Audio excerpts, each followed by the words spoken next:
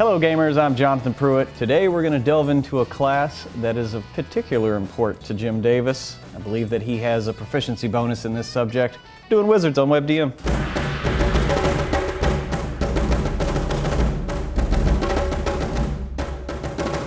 All right, Jim, let's talk about wizards. Yes. Cast your light on all the knowledge that you know. Bring it forth into the world. Summon it even. I'm going to leave the puns behind. All right, so I'm happy to say that 5th edition wizards are still my favorite class. I don't think they're the best design. They're not. They don't fall into my my trio of great design. But I love wizards, and I love being able to cast spells and play wizard characters. Yeah. So I find that the wizard in 5th edition still scratches that itch. Yeah. They have been knocked off their 3rd edition perch. Oh, thankfully. Oh, wow. Yeah. Right? Like, it was fun to play a wizard in 3rd edition because that edition was made for wizards. And the things that you could do and get up to were both fun, but problematic for the game as a whole. And so I'm... Well, for the general idea of teamwork and everybody working together, like, once you got to a certain level in 3rd edition, a wizard didn't really need it. They brought their own fighters along that they're going to summon into the thing. They don't really need skill monkeys to sort of sneak about and kind of do those sorts of tasks. They can kind of do it all themselves. And so, but wizards are now team players again, in the same way that sort of druids and clerics are. But I find that they still are... that they have the versatility that you're looking for in a caster, that they still have all the magic-y things that I want a wizard to do. They're still collecting information by divination magics. Right. They're still using their spells to bolster and uplift the party in ways that make everybody better. And with 8 schools of magic being the subclasses that they have, there's plenty of options for wizards. And sort of what you do and how you approach your magic and what your role in the party is. Most definitely. So let's kick it off. First off, one of my characters that I loved playing was Antonia Stark, the Iron Maiden. The Iron Maiden, yes. She was an evoker. Dipped a little bit into Tempest Cleric just to get heavy armor and the light and the lightning. Sort of the max damage on lightning and thunder. With her the channel divinity for that.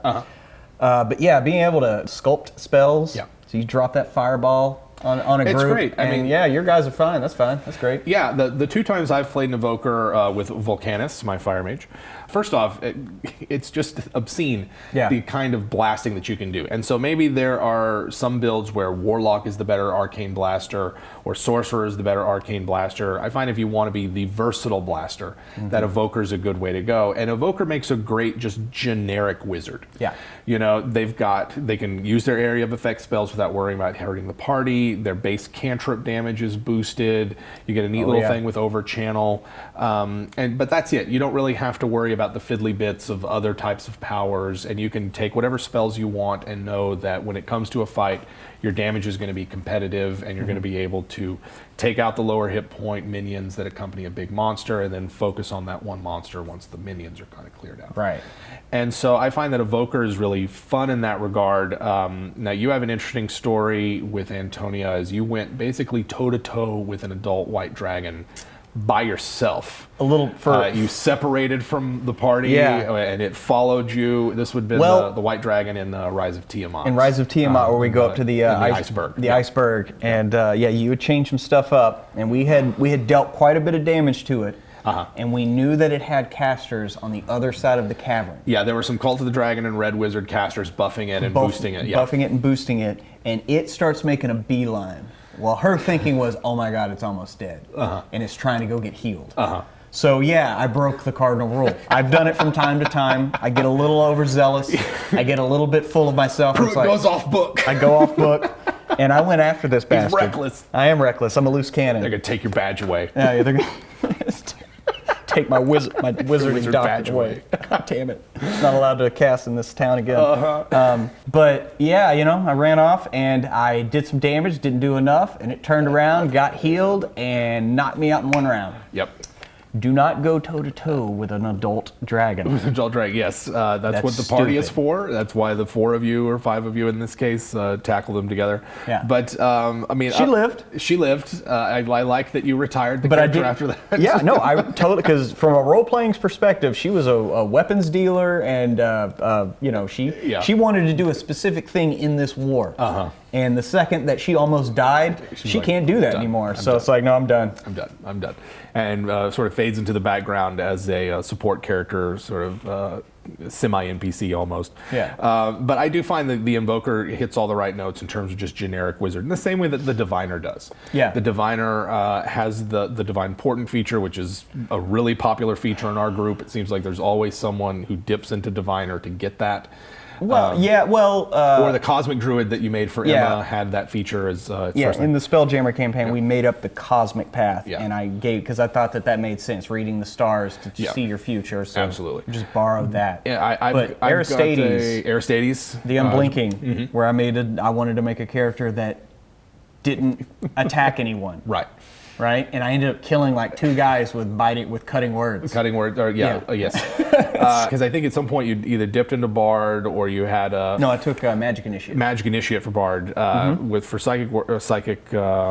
Because that was his only way to damage anyone. It was the only spell he ever really took that did damage. Vicious Mockery. Vicious Mockery, Vicious Mockery, right. I couldn't remember what the word was. Yeah. I think that Diviners are another good, just sort of like baseline generic wizard class. So Evokers and Diviners, just want to be like a regular wizard, pick one of those two. And especially with their Expert, where you cast a divination spell and you get a slot back. Yeah. I mean, come on. You know, oh, you mean so all I have to do is cast this divination, and then I can get that. Oh, like, okay, sure. Why not? Sure. So they've got a lot of spell power there. There's a lot of potential for versatility, and Aristides is one of our higher level casters, and so at one point, Aristides becomes more effective sitting in his tower with his crystal ball and his divination spells, and sending out another member of the party to actually go adventuring. And now Aristides plays like sort of an oracle, sort of team coordinator role. He, however you want to say it. And if it was Arrow, he would be Overwatch. He would be Felicity Smoke. You know, I mean, he just stays at home base.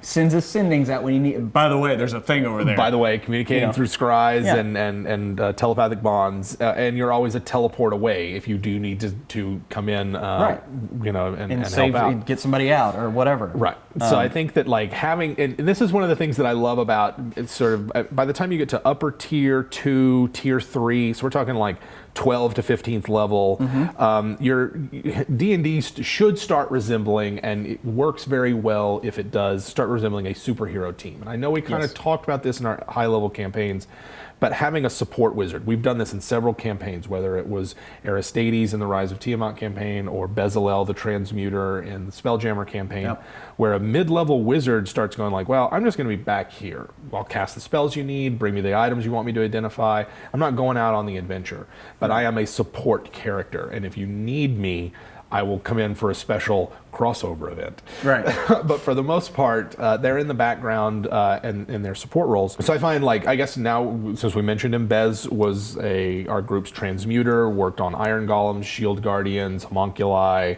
had a lab on one of our 2 vessels that we flew around in the Spelljammer game, and was a really great, just like, hey, we need a private sanctum up. Can you provide us with a private sanctum so that our enemies don't scry on us while we make our battle plans? Yeah, he did that. He also, once y'all went diamond mining off of whatever coast that was, then he started just casting willy-nilly, oh my God, I'm going blank. I forget which one it is now. Holy crap. Which one that we bought all those diamonds for? Yeah. I thought we got all those diamonds for the Raised Deads. No, not the raised. Well, no, you had that. But for the sigil, the Glyph of Warding. Glyph of Warding. Yes, the Glyph of Warding. We all had glyphs of warding just everywhere. Either they were healing, or like you had a couple of flies. A couple of things that would, and to be fair for our viewers, we have a more generous interpretation of what the spell Glyph of Warding does. There's some DMs who restrict the spells on Glyph of Warding to only damaging spells. That's just not the way we've run it. You can hold this spell, that's a Glyph of Warding that holds it, and then you can touch it and do whatever you need to do. But the fact that we had lightning bolts and hastes and flies and heals, things that would, our ships were tricked out with glyphs in case we were boarded again.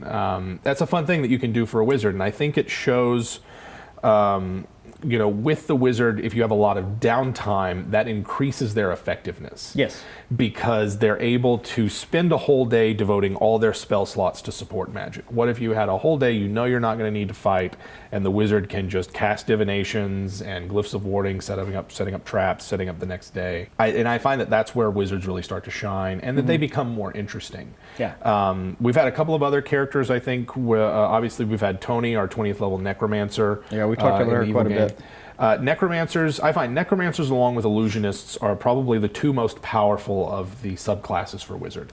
Necromancers and Audie didn't nearly abuse the kind of things I see other DMs complaining about. But the fact that they can walk around with their own army of longbow-wielding skeletons that they've bought a ton of gear for. DMs, if you're DMing for a Necromancer, you're going to want to kind of figure out how often can they reuse those bodies? Yeah. By a strict interpretation of the rules, they get one use out of them because they are dead humanoids, animated, and now become undead. And the way Animate Dead spell works is it has to work on a humanoid. So there are some people who will say, nope, you get once and then that's it. I kind of thought that was stupid. I kind of think that you should be able to reuse a corpse until it just becomes unusable. Yeah. Until its arm is falling off and it's can't walk. If it has, once it's reduced to 0 hit points, one would assume it's been dismembered. It's been dismembered, it's been busted up. So I would give each corpse that you found D4 uses. Yeah. And that's maybe a bit more bookkeeping than some DMs want to do, but I do find that it makes for kind of an interesting game. But it does mean that it's going to be easier for them to keep that animate dead up. Whereas if you say, nope, a corpse can be animated once, then we're done. It kind of reins in the power that some necromancers have.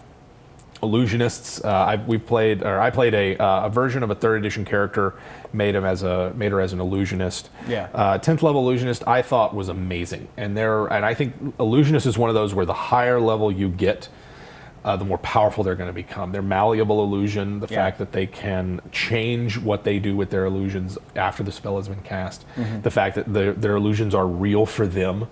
And I find I really want to run a high-level illusionist as a party villain, and just be like, deal with this. Deal with the fact that he's got a hallucinatory terrain and a mirage arcana up, and everything in here changes moment to moment. And how long does your true seeing last? An hour? That spell lasts for a day. Right. And he can change any aspect of it up between them. And so I find that illusionists can just be really powerful from a player's perspective.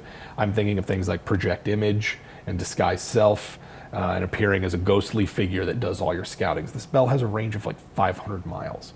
Project image. So I think illusionists are just one of those where maybe we'll do a show just on illusions and how to DM them and how to make sure that players who choose the illusion school don't feel like they're getting hosed. But it's a difficult thing for a DM to do. It's a difficult thing to run illusions and to react to them, because if you let a player do whatever they want with illusions, then they really are a very powerful character. Yeah. So there is a fine line between what you can do and what DMs should draw the line on and say, no, can't do that. So moving on to the paths that we haven't really had. Yeah. Abjurers. Abjurers, we haven't had a chance to play an Abjurer yet. I really want to play a Dwarven Abjurer that just uses heavy armor, or medium armor in this case, and see if it's possible to do you might be able to get heavy armor through the Dwarven. You might be able to. Yeah, I think it's heavy armor certainly on the table, and if I was multi-classing, I'd certainly probably start as fighter and then just do 19 Abjurer after that. But just have a character where at the other extreme end of Gish, not a blade singer, but just an Abjurer, that they're in the front line using the melee cantrips that are in Sword Coast Adventurer's Guide. Maybe their runic sort of armor, that's what their abjuration ward looks like, sort of their armor glows blue. Yeah. I don't know, those are the kinds of things that I think about with Abjurer. I think an Abjurer sorcerer with subtle spell and then all of the proficiency bonuses that Abjurers get to dispel magic and counterspell would be an amazing anti-wizard wizard. Yeah. 3 levels of sorcerer, that kind of thing. But yeah, I don't know. I find Abjurers are interesting, maybe one of the more powerful ones. Not seeing myself playing a conjurer. Conjuration magic in this edition is not what it used to be. It kind of got a bumpy. It's kind of bumpy. Yeah. I don't know. On the one hand, yes, the summon monster spells and all the conjuration and planar binding you could do in 3rd edition, maybe over the top. And there's certainly a lot of elementals that you can choose that are, as a wizard, they're at your beck and call, and use them to your extent. But I don't know if conjuration is a specialty that I would play. Same goes for enchantment. I feel like that there are other characters I want to play, bards and warlocks, that are more enchanters than an actual wizard enchanter. Yeah, and with the tendency of spells in 5th edition to require multiple saves at the end of each round, it really kind of... It kind of undercuts. Yeah, so I find that's a good point, because I find spells like Hold Person, they are dangerous at high levels. By then, your spell DC is 17 or above, and even a 2nd level spell like Hold Person can really do a number on a creature that doesn't have a good save against it. Whereas at the lower levels, your saves are so, they're so low. And the fact that they get a save after the end of every round, sometimes you're just looking at denying them an action for 1 round. Yeah. And is that better than boosting an ally with a 2nd level save? Is that better than, 2nd level spell slot? Is that better than using that spell slot on a Scorching Ray to just down them very quickly? Or some other kind of battlefield shaping spell? I don't know. Every person's going to be different, but I find that those, what used to be the old save or suck spells, are better off at higher levels of play now than they are at lower levels. Yeah, because getting hit with a Hold Person in the old days, it was a bad time. And that could end your whole fight. Yeah. Then you have to make sure your wizard comes over and dispels it on you. Yes. And so I think, for those spells that give a save every round, so that situations like that don't arise, that's good for the person that gets held. They don't want to be out to fight that much. Right. But it does mean that certain tactics that used to be viable, less viable now, or viable later on in levels, not so much when they first appear. So, what does a wizard campaign look like to you? So a wizard campaign looks like to me, am I playing Harry Potter or Justice League? Right. Because that could be either way. And I've run, or rather I should say I've participated in the low level, we're going to keep track of every material component we have, kind of 1st level wizards. This was in 2nd edition, by the way, so you get the 1 spell at 1st level. That was okay. I'm not sure I would do that again, but I think there might be something fun in playing a wizard school kind of campaign and doing what does Harry Potter look like in Dungeons and Dragons. Oh, we're from the Wizards Academy in Waterdeep, and these are the kinds of things we get up to, and whatever. And then I've also run a 3rd edition all wizard game, all caster game really, but everybody started with wizards, starting at 15th level. Mm-hmm. And just the kind of, I've got 7 simulacra that constantly are in contact with other planes, feeding me that information through a telepathic bond kind of character. That's just what you can do. Yeah. And that was really fun. Very high powered, very high level, globe trotting, plane hopping kind of campaign. So I don't know, maybe if you take a character, or if you take a setting like the Haas Tower in Luskan, and it's an organization of wizards where there's factions and rivalries within them, and they're more a collective of like-minded individuals that you would have to deal with the rivalry and the power politics of it, and the getting a bunch of wizards together to cast big ritual magic. Like maybe you need to summon a powerful demon. That's going to take 3 or 4 wizards to do. So those are the kinds of things that maybe an all-wizard game would look like. Summoning a genie. Summoning a genie, right? Everything that applies to summoning a genie applies to summoning demons and devils. You got to know all these things about them. You got to get them there and keep them in the magic circle long enough. Deal with the fact that they might pass those saves. Those are all problems that you have. I would say this. Here's something that I've never seen in Dungeons and Dragons yet, and I've done it a couple of times. But it's the party's going to go fight a wizard in their tower doing their thing. Most of the time, because you want to have an interesting fight, you have prepared a spell list for that wizard that's like, okay, here's their sort of generic spell list, or here's their offensive spell list for the day. But if you consider the fact that probably most wizards every day are casting divination magics, those magics that needs to be cast once a day in order to make permanent, that at any given point in a random wizard's life, they don't have their full complement of spells, and they probably don't have offensive magic always prepared. So something I've always wanted to do with wizards in my game, because they don't have their full complement of spells, they probably don't have a perfect spell list prepared just for that party, is to find some way of maybe creating a chart start of just like how many spells have they used that day? Which of these 5 or 6 different spell lists do they have for that day? Right. And that might be venturing too far into, I really hate to use this word, simulationist territory. And I can already hear some people out there getting mad at me for bringing in GNS and all this other stuff. But to me, it seems like that the average wizard in a D&D world is doing so many things with their spells. They're communing with other creatures. They're summoning and binding them. They're creating magic items and creating spell effects for their sort of friends or themselves. That not every wizard you come across should be loaded for bear, ready to fight you at that moment. Yeah. And if you're creating more of a living, breathing world, then maybe the wizards in it, it's worth taking that time to say, here are some spell lists for them. Maybe they haven't used all of their spells for the day, and maybe the players are using that to their advantage, trying to figure out, okay, what days does Mr. Evil Wizard blow all his magic on divination? Yeah. And that's the day we're going to attack him. Yeah. And that becomes something to try to figure out about your enemy, as opposed to just break into his home and fight him, and he's got all of his combat spells prepared, like he's about to go out and fight you. Right.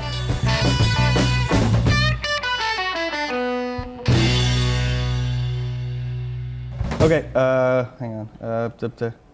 Holy, we didn't talk about Blade Singers, dude. When we didn't talk about Blade Singers, we'll maybe do a show on Gishes or something later. Yeah. Talk about all of them then. We can dish on Gishes? We can dish on Gishes later. What the hell is a gish?